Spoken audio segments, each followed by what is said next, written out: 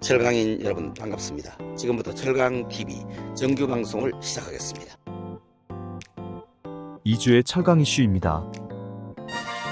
장인화 회장 체제의 포스코그룹이 7대 미래혁신과제를 확정했습니다. 철강 분야는 매년 1조 원의 원가 절감, 전기로 등 저탄소 생산 체제 전환과 스마트 팩토리의 업그레이드를 통해 초격차 제조 경쟁력을 확보한다는 계획입니다. 2차 전지 소재는 경쟁력 있는 풀 밸류체인을 완성하는 데 집중할 것이라고 밝혔습니다. 그리고 신뢰를 기반으로 수평적이고 도전적인 조직 문화를 구현하고 CEO, 사회이사 선임과 관련하여 공정하고 투명한 프로세스를 구축하는 경영체제의 혁신도 가속화한다는 계획입니다. 동국제강과 현대제철이 국내 철근 시장의 건전성 회복을 위해 가공 잉여 철근에 대한 관리를 강화할 것이라고 밝혔습니다.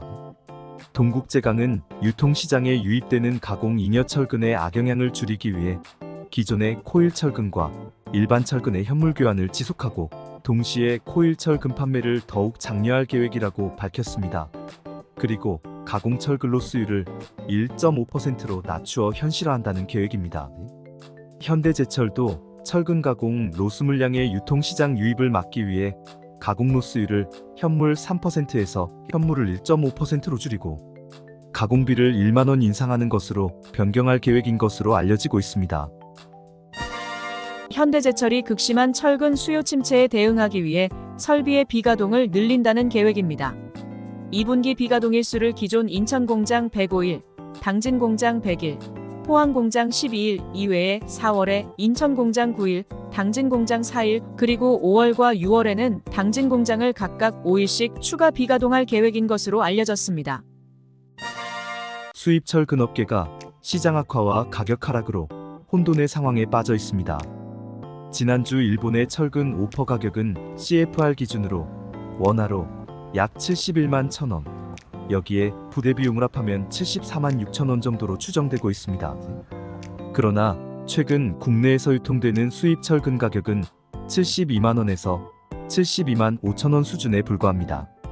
수입사는 판매하면 할수록 손실이 커지는 상황입니다.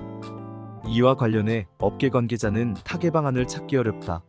단기적이라면 손실을 감내하더라도 판매를 자제하는 것이 적절한 것 같으나 그만한 체력이 될지 의문이다. 이러지도 저러지도 못하고 있다라고 밝혔습니다. 현대제철이 세움 구조 엔지니어링과 공동 개발한 H형강을 활용한 합성기둥공법의 양산화에 박차를 가하고 있습니다. 양산은 지난 4월 23일 서울대학교 자문을 받아 국내 최대인 25m 기둥의 실제 모형을 제작하여 실험을 성공적으로 마쳤습니다. 실험 결과 콘크리트 충전형 합성기둥공법 등 기존 공법 대비 약 40% 이상의 자재 비용을 절감할 수 있을 것으로 예측되었습니다. 이와 관련하여 현대제철 관계자는 이번 H형강을 이용한 합성기둥공법 실험을 시작으로 다양한 건축 공법을 보유한 기업들과 협업을 적극적으로 추진해 나가겠다고 밝혔습니다. 포스코가 해수부와 손잡고 바다숲 조성을 위한 협력에 나섰습니다. 포스코와 해양수산부는 앞으로 2024년 5월부터 2027년까지 국비 10억 원, 포스코 10억 원을 투입해 포항 지역 해역에 1.99제곱킬로미터 규모의 바다숲을 조성하고 향후 광양권역까지 협력 확대를 검토할 예정입니다. 이번 협약을 통해 포스코와 해양수산부는 탄소 중립, 수산자원 및 생물 다양성 증진, 환경, 사회, 투명경 영활성화, 바다숲 블루카본 국제 인증 노력 등을 위해 협력해 나가기로 했습니다. 포스코홀딩스는 지난 4월 26일 1분기 기업설명회 IR을 통해 향후 업황은 금리, 물가, 환율의 삼고 현상이 지속되어 국내 철강 수요 부진은 여전할 것으로 전망했습니다. 이에 대응하여 포스코는 자동차사와 장기계약, 조선사와의 가격 협상 등을 통해 최대한 수익을 방어하고 제철소의 생산력 제고, AI와 로봇을 활용한 공정자동화로 생산성을 최대치로 끌어올릴 계획이라고 설명했습니다. 또한 원료비 혁신으로 원료비 경쟁력을 확보하여 수익성을 개선할 계획이라고 밝혔습니다. 동국CM이 1분기 영업이익 238억 원을 달성하여 흑자 전환했습니다. 동국CM은 2024년 1분기 매출 5,565억 원, 영업이익 238억 원, 순이익 213억 원으로 전분기 대비 매출이 6.11% 증가했고 영업이익과 순이익은 모두 흑자 전환했습니다. 동국CM은 수요 부진 속에서도 수익성이 높은 수출, 가전용 프리미엄 컬러 강판의 판매 확대가 개선의 주요 요인으로 평가했습니다. 향후에도 동국CM은 럭스틸, 앱스틸 등 고부가 가치 제품 위주로 수출 비중을 확대해 나간다는 방침입니다. 경기 부진에도 2023년 철근제 강사들의 평균 부채 비율은 30% 이하로 재무 안정성이 뛰어난 것으로 파악됐습니다. 국내 6개 철근제 강사의 2023년 부채 총액은 9,293억 원, 평균 부채 비율은 29.1%에 불과하였습니다. 부채 비율이 가장 낮은 기업은 환영철강으로 2023년 부채 비율 9.42%로 2022년 대비 2.37%포인트 하락하였습니다. 부채 비율이 가장 높은 한국특강도 부채 비율이 2022년 174%에서 2023년 147%로 27%포인트 줄어든 것으로 나타났습니다. 이러한 높은 재무 안정성은 유동 부채 상환, 증자를 통한 자본금 증가, 고정 비절감 등 적극적인 재무 활동의 결과로 보여집니다.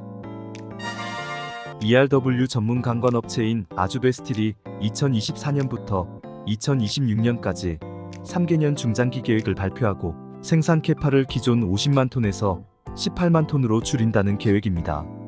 아주베스틸 박유덕 대표이사는 스틸 데일리와의 인터뷰에서 국내 강관 시장 변화를 고려하여 매출 증가보다는 소량 다품종의 유연 생산 및 공급 체계를 구축하고 적기 공급 생산에 대응할 수 있는 체제를 갖출 것이라고 말했습니다. 이를 통해 내수 판매는 소량 다품종 고부가 가치 제품 개발, 실수요 고객 맞춤형 판매, 타메이커와 상생과 협력을 통한 제품 다양성 확보로 경쟁력을 제고하고 수출은 부가가치 확보를 위해 완제품 판매로 개편하고 미주의 시장에 대한 판매도 적극 추진할 계획이라고 밝혔습니다. 포스코그룹이 실리콘 음극재 공장을 준공하고 차세대 2차 전지 소재 사업 기반을 다져나가고 있습니다. 포스코 실리콘 솔루션은 포항 영일만 산업단지에 전기차 27만 5천 대를 생산할 수 있는 연산 550톤 규모의 실리콘 음극재 공장을 준공했다고 23일 밝혔습니다. 실리콘 음극재는 흑연 음극재보다 에너지 밀도를 4배가량 높일 수 있어 전기차 주행거리를 향상시키고 충전시간 단축이 가능한 차세대 음극재입니다. 포스코 실리콘 솔루션은 올해 9월 상공정을 포함해 종합 준공할 예정이며 2030년까지 연산 2만 5천 톤의 실리콘 음극재 생산 체제를 목표로 하고 있습니다. 세계 철강협회는 금년 1분기 글로벌 조강 생산량은 4억 6,900만 톤으로 전년 동기 대비 0.5% 증가하였다고 발표했습니다. 세계 최대 조강 생산국인 중국은 2억 5,700만 톤, 전년 동기 대비 1.9% 감소하였으나 세계 2위 생산국인 인도는 9.7% 증가한 것으로 나타났습니다. 그리고 일본, 미국, 한국, 러시아는 감소하였으나 독일은 회복세를 나타내어 6.0% 증가하였습니다. 칠레 정부가 중국산 철강에 대해 최대 33.5%의 반덤핑 관세를 부과하기로 결정했습니다. 패스트마켓 등 외신에 따르면 칠레 정부는 중국산 철근과 단조용 강구 제품에 대해 각각 최대 24.9%, 33.5%의 잠정 관세를 부과하기로 결정하고 3월 27일부터 소급 적용하여 앞으로 6개월간 유지할 방침인 것으로 알려졌습니다. 또한 브라질 정부도 조만간 중국산 철강에 대한 관세 인상 여부를 결정할 것으로 전해지고 있습니다. 브라질 철강 업체들은 30개 이상의 철강 제품에 대해 관세를 현행 9.6에서 16%에서 25%로 대폭 올릴 것을 요구하고 있습니다. 이와 관련하여 미국의 중국 때리기가 전 세계적으로 확산되는 것 아니냐는 시각도 나오고 있는 상황입니다. 정규 방송을 모두 마치겠습니다. 철강인 여러분들과 함께하는 철강TV입니다.